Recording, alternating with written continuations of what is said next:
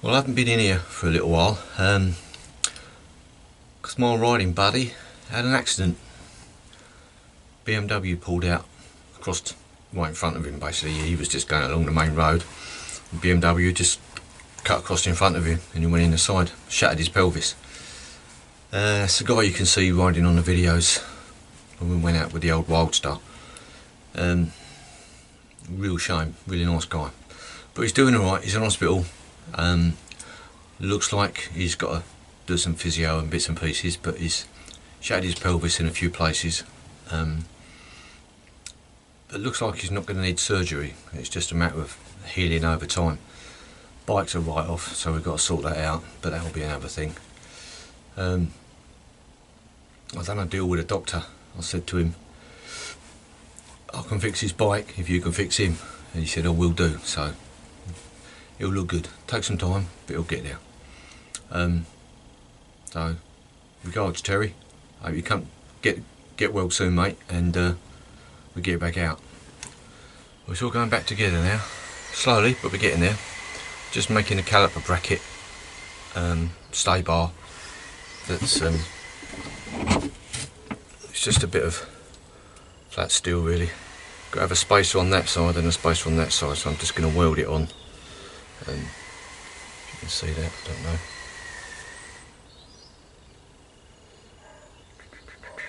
don't know.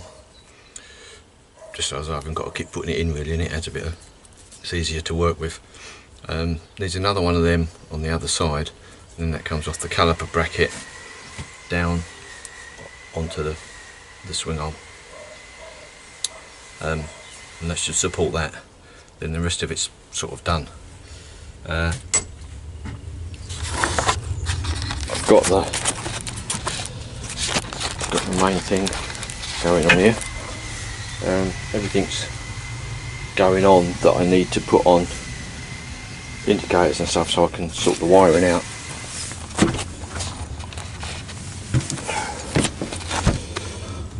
Getting there slowly, but it's going together.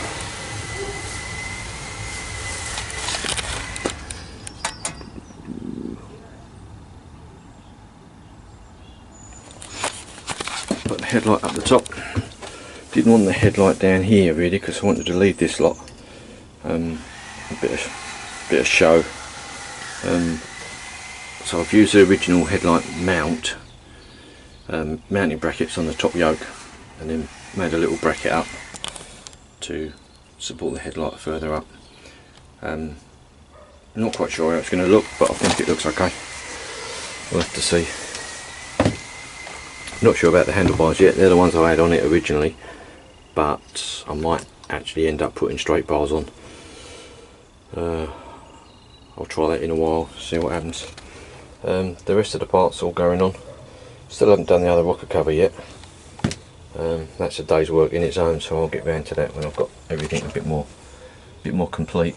Still got the dummy tank on at the moment because I'll end up scratching the other one if I put it on too soon. Battery's really tight, but it goes in. Electrics are coming on. I've done all the main wiring to the front, this side, the regulator and stuff, all goes on. Haven't done the sprocket yet. Got the chain on.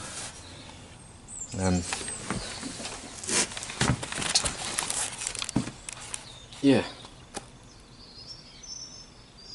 So we're getting there. Slowly, we're getting there. Got some extra wire in here to make up the bits that are too short or I can't use. Yeah, but we'll get there.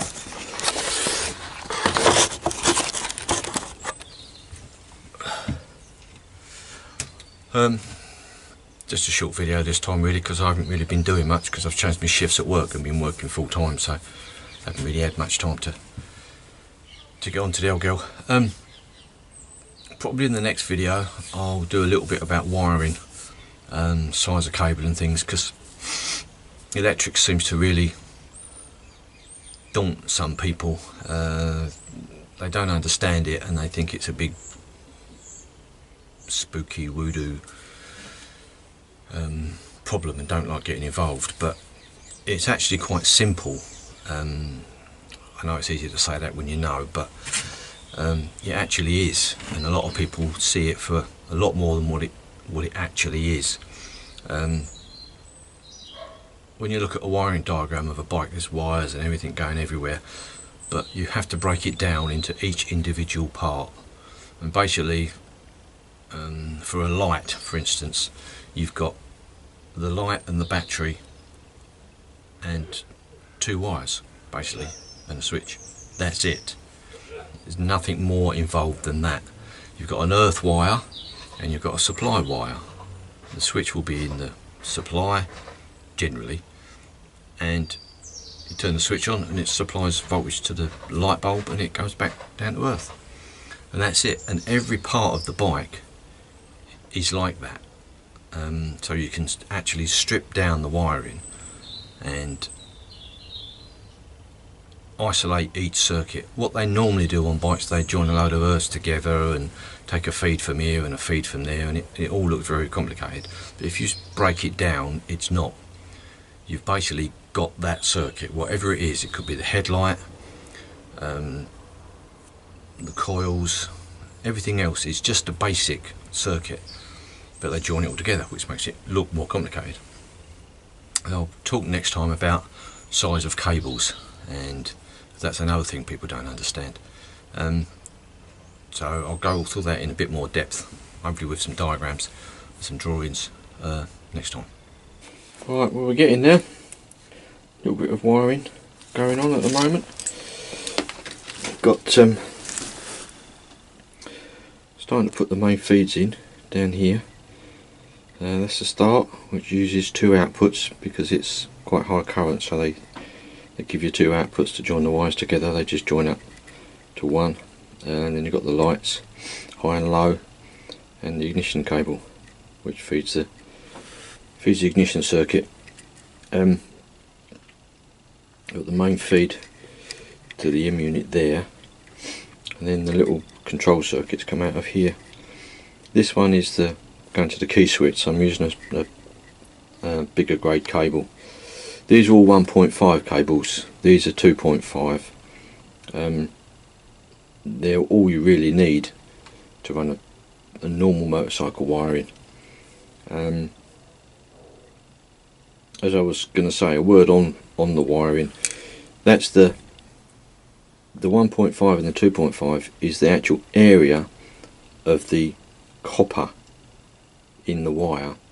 There's lots of things on YouTube about this, so you can look it up if you want to, but a lot of people say, oh, you know, what size wire do I know and do I use, and when I measure it doesn't measure what it's supposed to. Well, you don't measure the diameter of this with the sleeving, that's irrelevant. It's the area of the copper inside the wire. So there's loads of graphs and things online that show you the sizes of wire, but on a motorcycle basically you've got two sizes of wire. You've got 1.5 which are this sort of size, and then you've got 2.5 which are the thicker wires, and that's about all you need really when you're wiring a bike. These ones are going to be smaller because there's no current running through them, and they go up to the handlebar switches, but you can run 1.5 if you want to.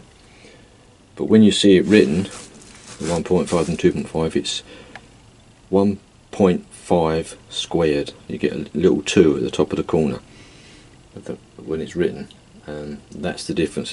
That's area, not the diameter of the cable. When I do my connections, I normally do something like that, if you can see that, which is basically just a normal connection, which a lot of people use. They use the little hang on, let me find one for you. They use these things, and then they just stick the wires in the end and crimp it. But the problem I found is that after a while these plastic bits go brittle and they fall off, and then the connection is totally exposed. This end where the wire is totally exposed. So I normally just pull that bit off and then put the wire in, solder it in the joint, and then heat shrink it over the top, and then it's perfectly safe and strong. That's the way I do it. Lots of people do other ways which are quite as good, but that's the way that I do it. So I get rid of these plastic bits off the end. They do actually just pull off normally. Have a look here.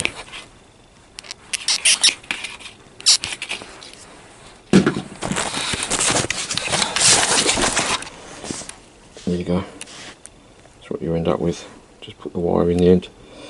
I normally just nip it with the pliers just to hold the cable in while I'm soldering it, but that bit just comes off, and I just throw that away because it's useless. And then solder it in there, and then put a heat shrink over the top. There you go. The cabling is going to be, these are all the cables that come from the rear wiring, which goes to the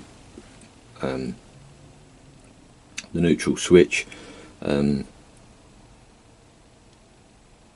oil gauge, and the other wires that go along the side, which go to the regulator and the alternator and stuff. They all come up here and feed into the system. But there's some wires, the gauges and all that, and the feed to the coil splits up and goes to the coil, as well as the supply and the timing circuit. So that's the wires that are originally in the bike that come up through, and these ones are the ones that I'm adding to control the cables that go up the front to the headlights and stuff. So yeah, it's all going to run up through the frame, through this shielding, and then come out of the top here, and then feed the various bits and pieces. The front of the wiring's mainly sorted at the moment. There's not actually much coming out the front at the moment. You've just got indicators, headlight. They just come out of this braid and come down here and join up to other bits. They're still open wires at the moment. I haven't put the plugs or anything on. Once I get the cables out of here, once I get the cables out the top, then I can start joining all these up, trimming them back. Yeah, so here we go. Keep at it, and just put one wire in at a time, feed it where it's got to go, work out what connectors join it, and then go for the next one. And there we go. Still working on the wiring. Like I said, I ain't been here for a while, so I haven't really got much done. But I'll show you what I've got done, and we'll go from there.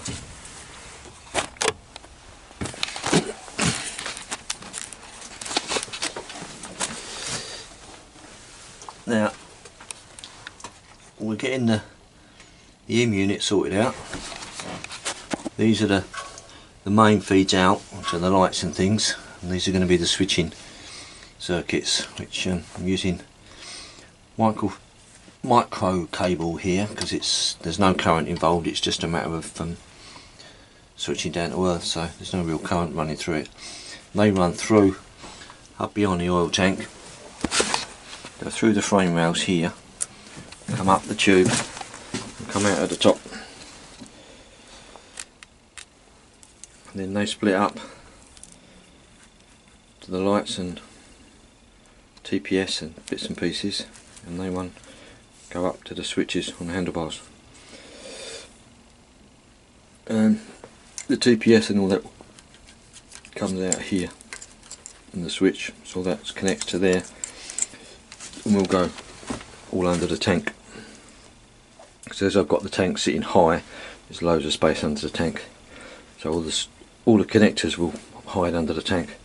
Hopefully there won't be much, not really much coming out through the front. All you've got is a couple of cables down here, headlight, indicator, and one on the other side. Speedo comes down through. The speedo's tucked right in now. You can see it underneath the risers, which with my seating position back here I can actually see it quite well, so keeps it out of the way. Didn't want it sticking up here in the way and looking a bit like not supposed to be there, so I tucked it down under there. The cables run straight down over the tank mount, straight underneath the tank. That's about all I've done for now. Like I say, working on the M unit, getting all that connected up, then all the main wires are done. I've just got to connect the front lot up. The rear lights and indicators terminate here. This is for the number plate light, and these are the two indicator side lights, which, like Harley's, the stop tail and indicators all in one little cluster, so that's left and right of them. We took a lot of wiring out, replaced some of it and used some of the original just to run it right through. But the M unit does save a lot of stuff, because all the bits and pieces that are in there, the fuse boxes and the big flasher relay bits and pieces, all that can go, like I said before. I'm using shielding nylon braid, which is like a pretty good stuff actually, because it's really wear resistant. It expands so you can get cables in, and then you pull it and it shrinks down again. So various different sizes, and then a heat shrink over the end, and it tightens it up quite nicely. So that's about it really. Carrying on with the wiring, see if I can get the rest of the small cables done tonight. I'm going to solder the ends of them because they're a bit fine, so I'm going to solder them so the M unit grabs them a little bit better. The other ones I've left bare, because the clamp will clamp it and actually gain better contact as it splays out and squashes the cable. But the smaller cables are a bit fine, so they might break, so I'm going to solder the ends, add a bit of support, and support the whole bunch as it comes out, so it should be fine. Yeah, then I've got to do a battery cable and connect the switches up to the front. Not quite sure I'm going to do that yet. I might just use the main sockets that are on there. These sockets, have a look here. These sockets that run from the lights, I might just use these. If I can run these down somewhere so they're not in the way, there might be enough cable there to run both sides. Didn't want to cut these apart or take this cabling out of the switch units really, because if I go to micro switches at some stage, like I did on the old Wildstar, I can keep these all intact and I don't have to mess about if I want to sell them or move them on or fit them on something else or whatever. So I might just try and use these cable sockets and use the other halves and just blend them into these smaller cables.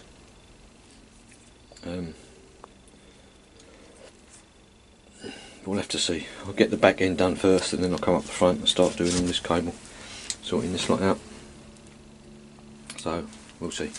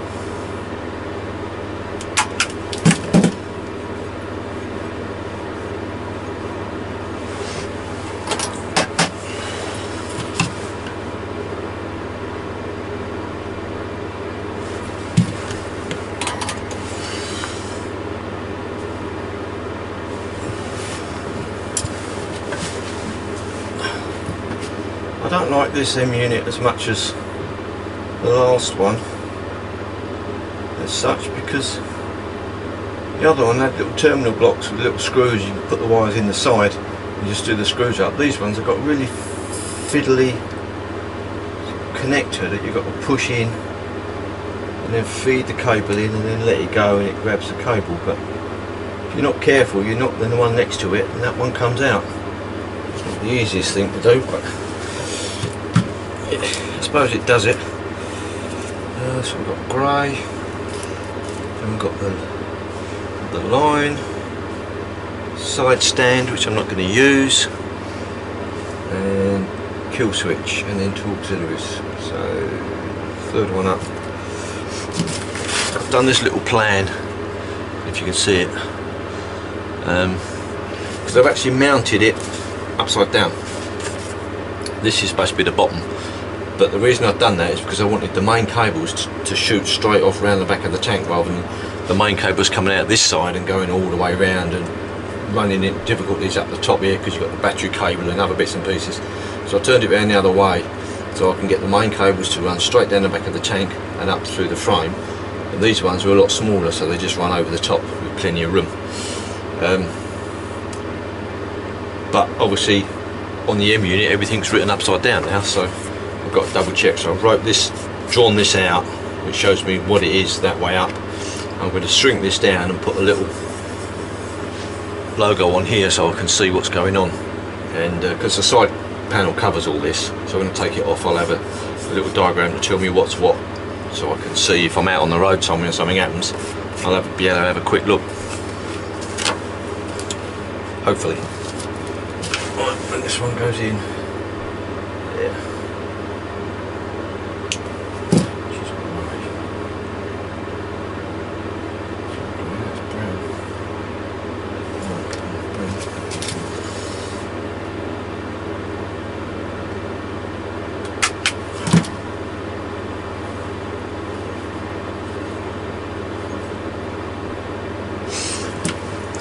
One problem I've run into with this small cable is that there's supposed to be a line of 8 colours and then it repeats. So if you've got 10 wires, obviously you've got 2 the same.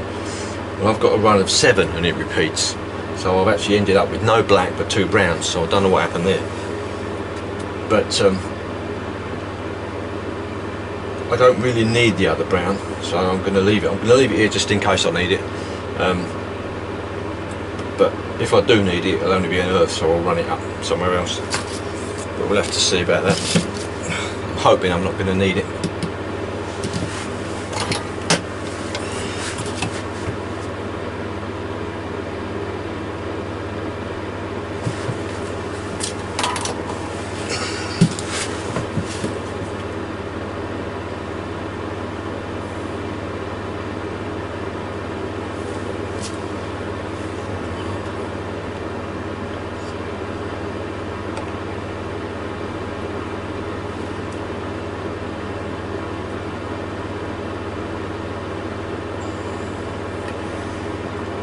That should be it.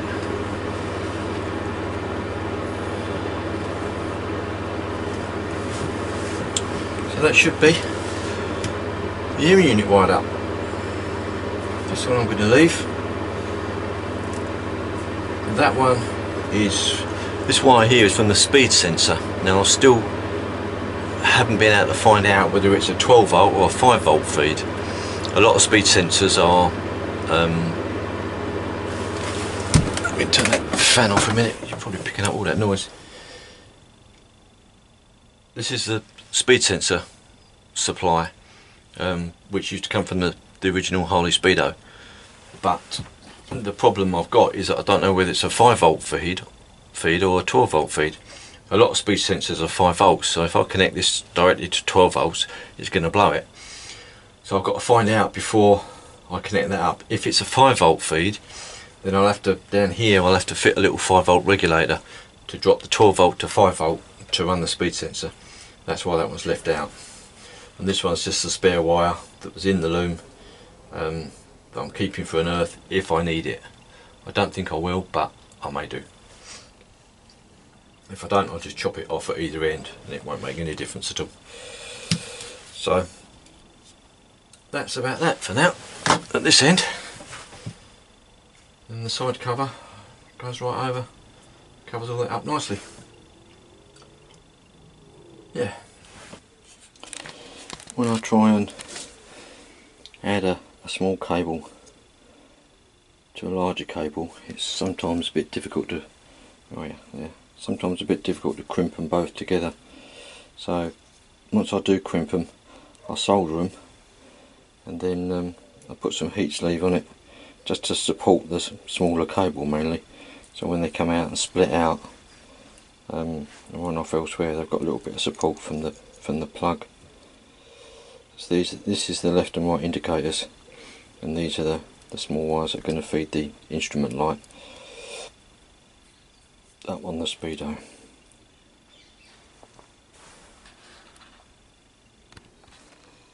Right, we've got all the micro wires in, and left this stud a bit longer because that's the earth stud. I can put some more stuff on there.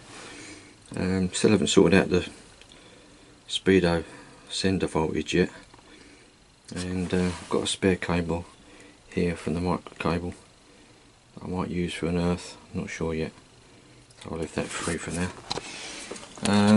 The rest of it, wires from the coil, the ignition, the rev counter, everything else comes down through here, and the rest of it sits on top of the frame. All I've got to do is the micro cables to the switches on the handlebars. I've got these sockets, but they're a bit big and they're not really needed to be that big, so I'm going to change them, cut them off, put little micro connectors on here, and this lot can be neatly tidied up. I wanted everything on connectors, so if I wanted to remove something I don't have to cut wires and stuff, so I've added extra connectors in. I suppose it looks a little bit of a mess on there, but once it's tidied up it'll all come up neatly and sit up under the tank. And then the connectors for the handlebar switches will come over the top of the tank mount, and two more little 6-way here, and then that should be it. Should be the wiring sorted. So yeah, getting there.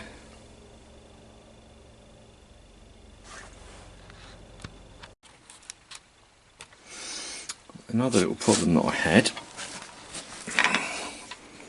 it turned out to be a right pain in the butt, to be honest, is the right hand indicator switch. Now on the Harleys, well, this is a 1999, you've got this extra bit on the switch which is for hazards. Now the original switch you have to push down and then it's slid and locked in, which turned the hazards on, but that doesn't work with the M unit. So what I had to do was cut the little lug off the bottom of that. There's a little lug that sticks out a little bit, that when it slides it locks in. Cut that lug off and then find somehow, it's a really strange idea, but that's the switch there. When you push this button in, it slides and locks, but this whole switch slides along. So once I'd cut that little lug off, one, it also stopped this from coming out, which I didn't realise, and it still slides along, so it made all the whole unit a bit floppy. So I had to put a little bit of ingenuity into it. Little screw in a washer there. On this side I'll put a little aluminium plate that sits between the casing and the end of the switch. There's a little lip there, you can see it. It sits on that, and I've done the nut up, and that holds that whole switch tight. So now all you've got is a normal switch like the other side, and it doesn't move. I stuck a little bit of Aldite on it just in case it moves, because I didn't have room to put a lock nut or anything on it. So that's all tightened up now and works fine. The other thing is, which is common on these, is the front brake switch, which is in here. There's loads of reports of this not working properly when the handle the grips aren't aligned with the master cylinder, because on the master cylinder lever there's a little pin that goes through and pushes a switch, which is right under there. But this bracket doesn't really hold it very tight, and what happens, the switch doesn't locate on anything, it just sits in there, and the switch pushes back. So all I've done is cut a cable tie, jammed it in the bottom there, in between the switch and the casing. Once the top goes on, then it will stay in there nicely and keep the switch pushed up against the lever. So that's that one sorted. The other side I don't really have to do anything with. Just connect it up really. So this can all go back together, and then the last bit of the wiring, which is the wiring up the handlebar switches. They're going to come up here and just wire up. I'm going to get rid of these sockets, they're too big. I've got some little 6-ways like that which are going to go in there, and they're just going to sit in this little space here just then, and all this will be hidden all under the tank. So yep, that's about it I think.